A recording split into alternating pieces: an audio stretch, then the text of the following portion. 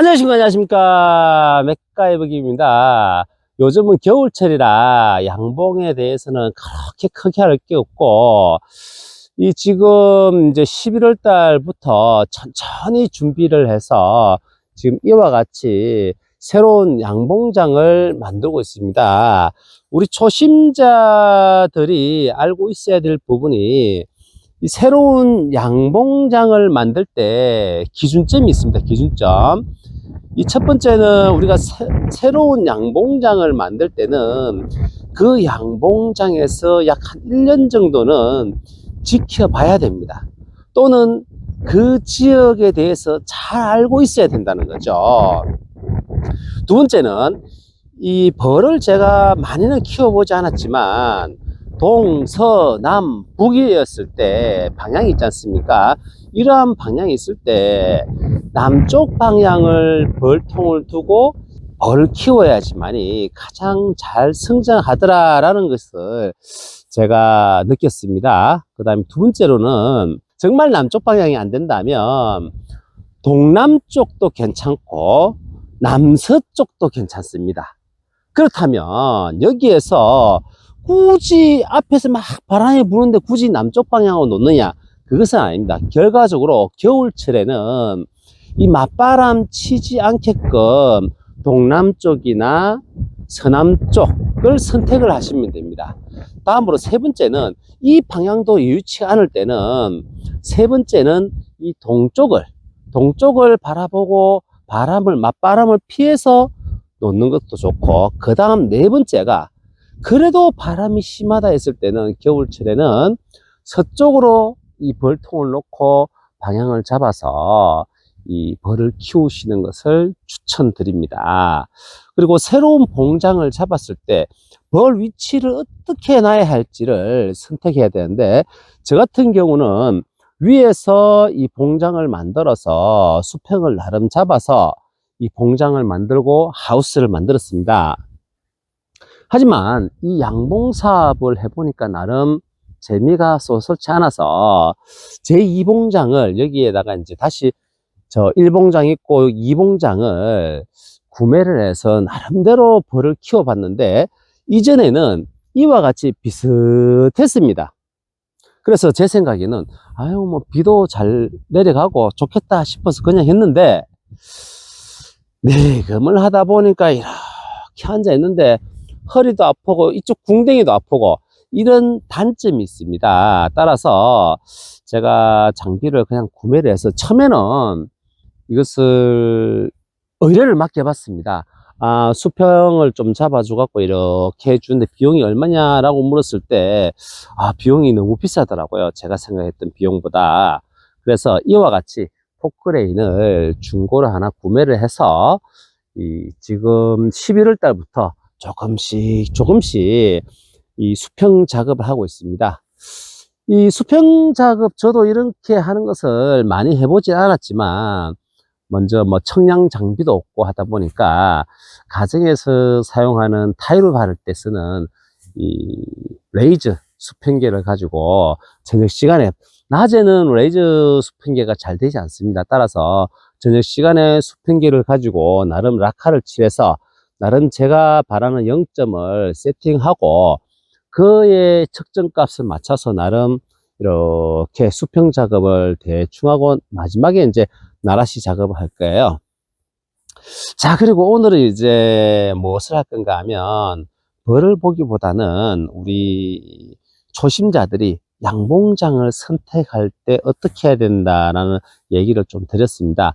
결과적으로 이 양봉장을 선택을 했을 때는 벌을 놓고 남쪽 방향으로 만약에 나왔을 때 맞바람을 맞지 않도록 준비해서 벌을 놓으시는 것을 추천드립니다. 나머지 사항들은 앞에서 말씀드렸던 대로 놓으시면 되고요. 저와 같이 이렇게 이중 작업을 하지 않기 위해서는 경사진 곳보다는 편편한 곳을 선택을 하시고, 마지막으로 또 뭐가 잘 돼야 됩니까? 배수가 잘 돼야 되겠죠. 배수. 이렇게 양봉장을 작업하다 보면, 저도 뭐 양봉장을 지금 1봉장에서 한 5봉장까지 하다가 이곳에서 또 땅을 구매해서 이 나름 또 2봉장을 이렇게 만들고 있는데, 배수도 상당히 중요합니다. 그 양봉은 보통 뭐 논에서 하는 것도 아니고 시내에서 하는 것도, 도심에서 하는 것도 아니잖아요. 거의 뭐 형편이 많이 어려우니까 산과 산에 인접해서 양봉을 많이 합니다.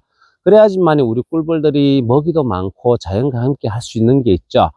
따라서 이러한 산세를 봤을 때 비가 많이 오거나 또는 흰남노 같은 그 태풍이 불었을 때 배수가 엄청나게 많이 이루어집니다. 배수가 제대로 되지 않았다면 양봉장을 휩쓸 수 있으니까, 처음에 양봉장을 잡았을 때 장비를 부르든 아니면 본인이 장비를 하시든 둘 중에 하나 선택을 해서 이렇게 배수로를 먼저 잡으시고, 수평 잡으시고 배수로 잡으시고 물 방향 다 잡으셔서 작업을 하셔야지 이중 작업이 안 됩니다.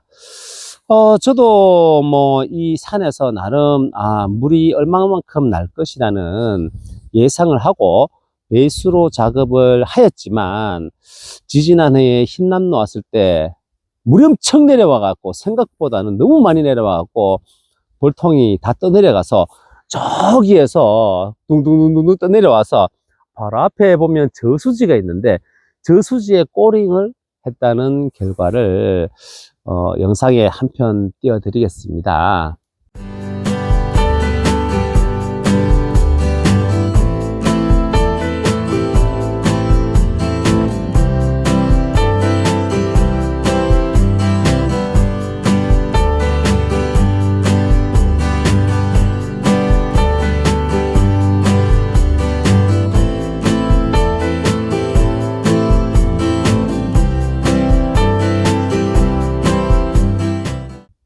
또한 이 마지막으로 양봉장을 선택을 했을 때는 본인의 양봉장에서 저수지가 가깝게 위치되어 있는 곳이 정말 좋습니다.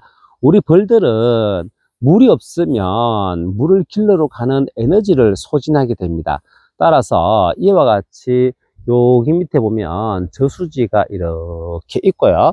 또 이쪽으로 와 보시면 저기 위에 보시면 큰 저수지가 하나 있습니다. 그래서 큰 저수지에서 아주 미약하게나마 물이 졸졸졸졸졸 흐르는 정도, 그리고 반대편 같은 경우도 위에 저수지가 있다 보니까 큰 수로에서 물이 조금씩은 흐릅니다. 물이 콸콸콸 흐르게 되면 벌들이 물을 먹었을 때 썰려 나가거나 위험한 어떤 요인들이 있는데, 아주 조금씩 흐르는 어떤 그런 물 같은 경우는 봄, 여름, 가을, 겨울 정말 우리 벌들이 물을 공급하기 좋은 조건입니다. 따라서 제가 몇 가지 말씀을 드렸는데, 그 다음으로 이제 가장 문제점이 뭡니까? 자신의 양봉장에서 인근에 또 다른 양봉장이 있어 가지고 피해가 있지 않는 지역이면 더 좋겠고요. 이 또 생각하다 보면 요즘은 그런 땅이 많이 없겠지만서도 이 양봉을 하다 보면 인근에 특히 사과 농장이 있으면 세빈 피해를 많이 보죠. 세빈은 그 사과 꽃을 갖다가 착화해 주는 역할을 하니까, 이 사과 농장이 없는 곳 또는 복숭아 농장이 가수원이 사과 과수원이죠. 사과 가수원. 사과 가수원이 없는 곳, 또는 어쨌든 자기 봉장에서 약 2km나 3km 인근에 과수원 또는 축사가 없다면 이 금상첨화 같은 양봉장이 되겠고, 저 또한 이 양봉장을 구하는데 약 3년이라는 기간이 걸렸습니다. 왜 그런가 하면 이 뒤에가 북쪽이거든요. 뒷면이 북쪽, 동쪽, 서쪽으로 이렇게 산이 딱 이렇게 아주 이쁘게 산세가 둘러져 있습니다.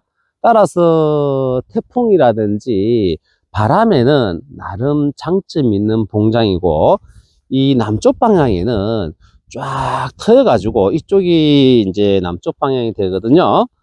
이쪽 방향이 남쪽인데 앞에가 쫙 트여서 나름 맞바람은 조금씩 불지만서도 벌들의 성장하는 데는 문제가 없고, 또 인근에 양봉장이 없다 보니까 재벌만 관리를 잘하면 찐득이라든지 가시형해를 잘 방제를 할 수 있다는 것이 어쩌면 장점이 되겠습니다.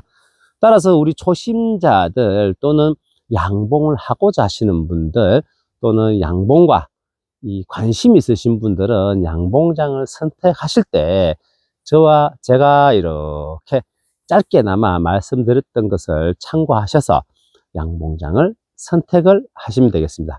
이상 경주에서 백가이브 김입니다. 감사합니다. 구독과 좋아요 부탁드립니다. 감사합니다.